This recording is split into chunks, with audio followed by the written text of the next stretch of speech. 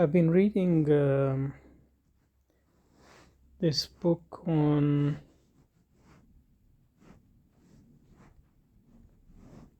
neoliberalism. It's translated from French. It's by Pierre Dardot and Christian Laval. I wanted to look a bit more closely on their critique of what they call the limitation of Marxism. That is the Marxist understanding of neoliberalism. And I wanted to test my own intuitions against their claims. This section from their introduction to the English edition. I might take some time to finish it, but I think it would be worthwhile. So let's start. In stressing the disciplinary regime imposed on everyone by a normative logic embodied in institutions,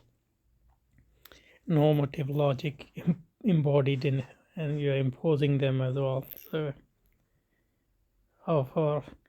I think, of course, normative logic is imposed and can be imposed, but I wonder whether if you know that it is being imposed, then whether it would be normative for you, unless obviously you are convinced of its normativity anyway. But this was just a minor point which came to my mind. In stressing the disciplinary regime imposed on everyone by a normative logic embodied in institutions and power apparatuses whose scope is today global. So what type of power apparatuses he's talking about?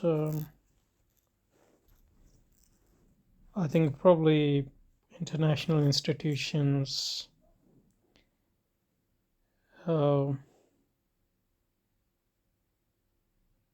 might be talking about IMF and World Bank, but also the trade organization, there's WTO and all that. Probably that's more like it, but we'll see. So embodied institution and power apparatus whose scope is today global argument differs somewhat from many previous interpretations of neoliberalism. It doesn't deny that is, their argument doesn't deny that the neoliberal policies were initially imposed by outright criminal violence in Chile, Argentina, Indonesia, and elsewhere, with the crucial support of capitalist countries, starting with the United States. Naomi Klein's well-documented work on this point remains indispensable. It's talking about the books like, I guess, the shock doctrine, and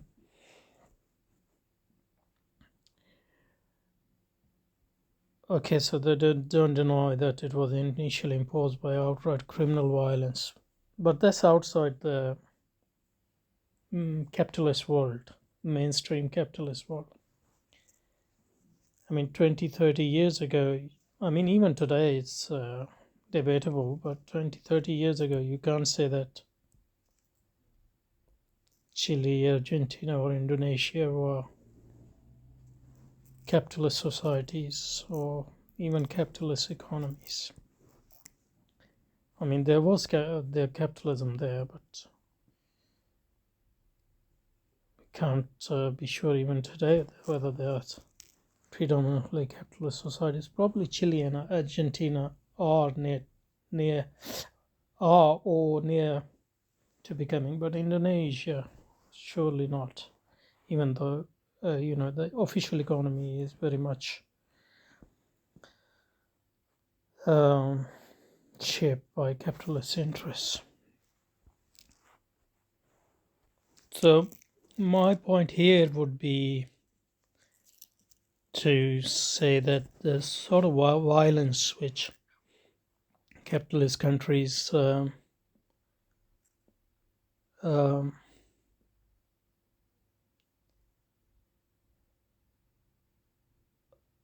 commit in the core capitalist arena or in the developed capitalist world is totally different from the sort of violence they commit in non-capitalist country or not fully developed capitalist country or countries which are at the fringe of capitalist economy. And here the distinction between the center and the distinction made by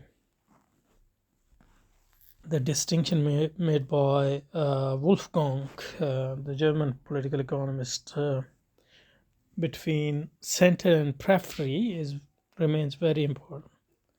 So the violence committed within the center of capitalism is totally different in nature, in quantity and quality, than the violence committed in the periphery of capitalism. And obviously periphery itself has a hierarchy of its own.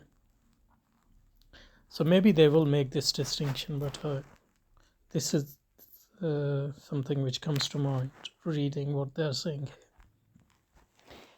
In the event, there is one sentence of Marxist that has not aged, and Marx says, I think in Das Kapital, in actual history, it is a notorious fact that conquest, enslavement, robbery, murder, in short, force play the greatest part in the actual history.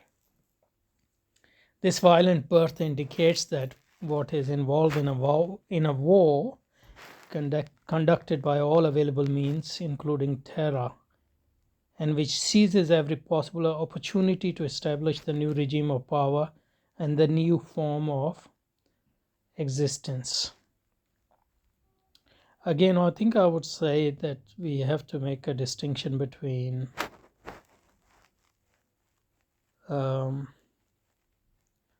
let's spend some time on this. We have to make distinction between violence which is committed at the birth of something, for example, the birth of revolution, for example, establishment of something new,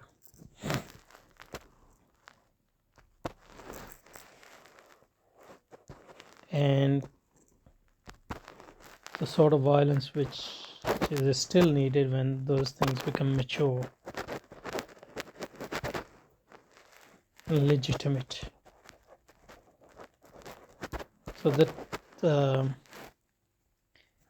the nature of violence and the quality of violence and the quantity of violence changes with the legitimacy of institutions and the regime we are talking about.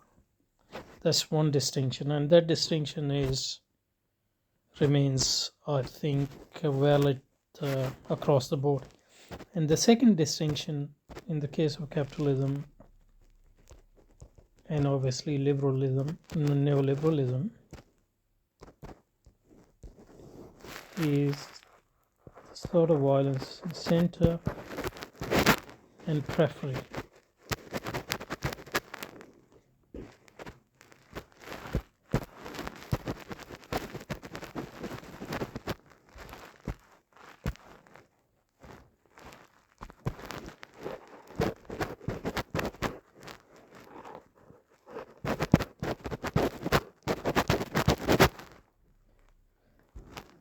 So the type of violence which is needed at the center of capitalism and the periphery is totally different. And the birth of neoliberalism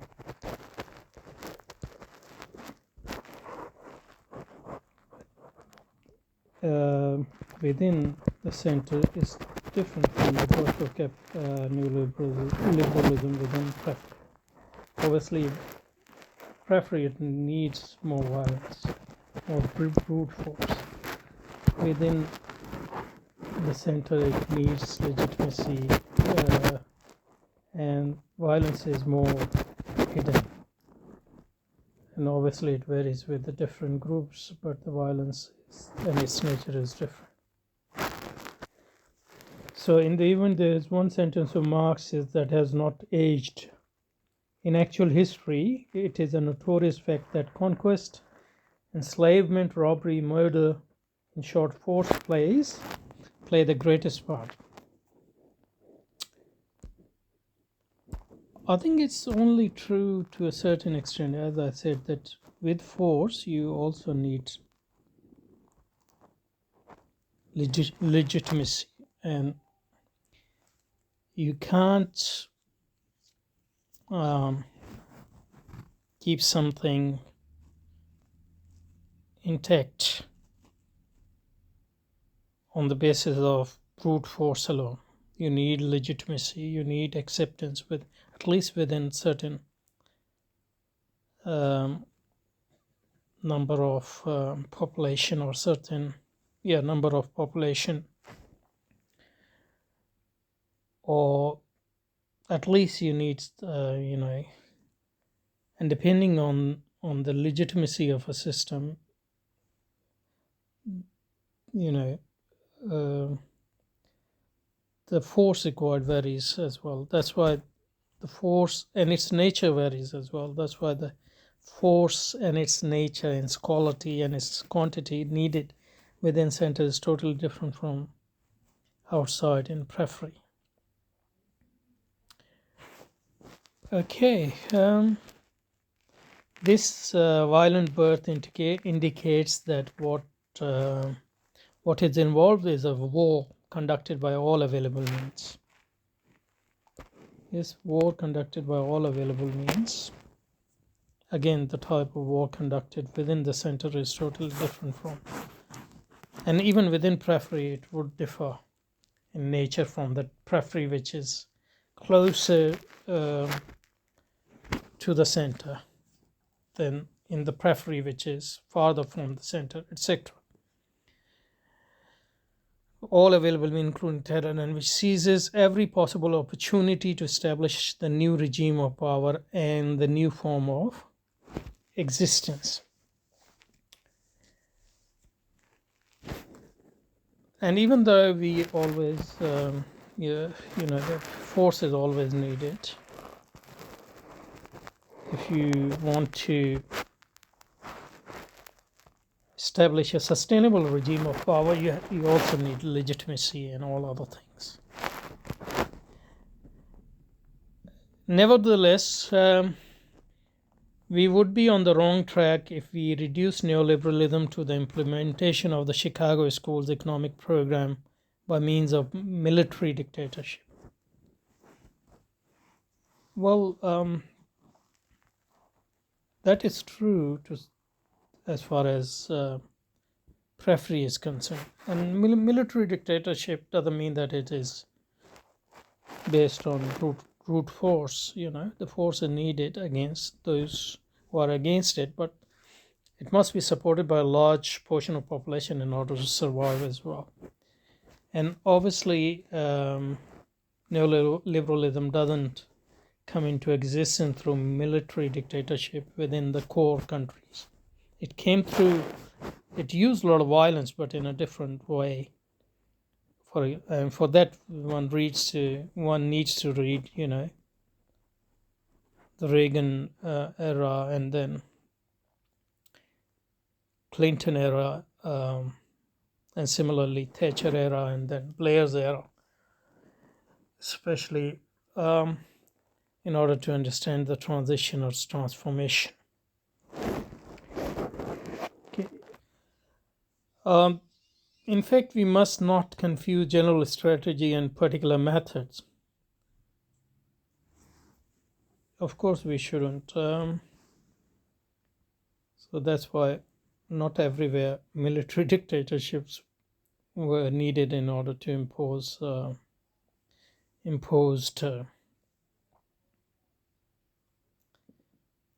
neoliberalism.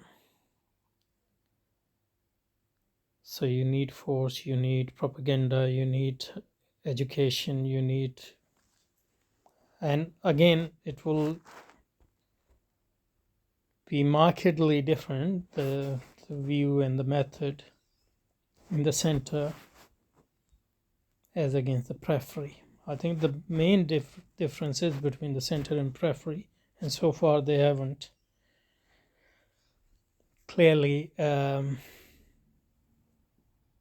demarcated this difference. The latter depend on local circumstances, the balance of power, and historical phases, of course. They can just as easily involve the brutality of the military push as the electoral seduction of the middle and popular classes. Yes.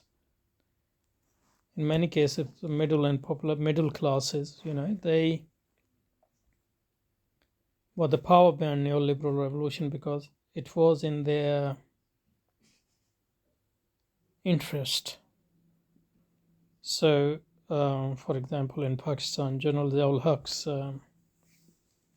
some of his policies, even though it was a military dictatorship, it wasn't, particularly brutal one, and it was its privatization initiatives were highly popular with middle class and popular. And similarly, you can look at other examples as well. The latter meaning particular method depends on circumstances, the balance of power, the historical phases. They can just as easily involve the brutality of the military putsch as the electoral seduction of the middle and popular classes. They can, for example,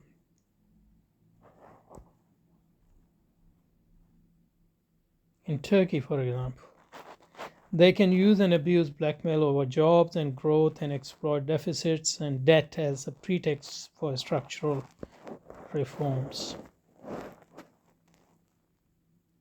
And obviously, debt is exploited by IMF, and the loans and all those things has been exploited in the case of the third world. But you can't do that in the center. In the center, you have to bring the ruling class on board and then use violence against the different sort of violence and different sort of force against the unions and all those people who would be, hindrance to implementing those reforms. But as the time goes on, it has to become, it has to gain legitimacy, wider legitimacy, otherwise it won't work in the center. That legitimacy is achieved through propaganda, through media and all those things, through education, etc. So they can use and abuse blackmail over jobs and growth and exploit deficits and debts as pretext for structural reform, as long as has been the case with the IMF and the European Union. Challenges to democracy take different forms, which do not all pertain to shock therapy, but also and above all involve what Wendy Brown has rightly called process of de-democratization. And this process of democratization has happened in the center as well as periphery, but in the periphery, de-democratization has been always part and parcel of democracy. But within the center, it has happened in a marked way. which consists in emptying democracy of its substance without formally abolishing it. You can't formally abolish it because, democracy is part and parcel of how capitalism is actually grounded in popular will, and how the individual is made into a consumer and capitalist in the first place. But democracy cannot need to be emptied out of its substance in the sense of governance, as a governance tool, because what you need is the capital to rule, not the demos, not the people. But in order for people to be willing slaves of the capital, you need the process, the democratic process. But the actual governance need to be only formal governance, or governance in trivial matter, or matters which don't hamper the rule of the capital. Okay, so okay, that's a good point to stop, I guess. So we'll continue this.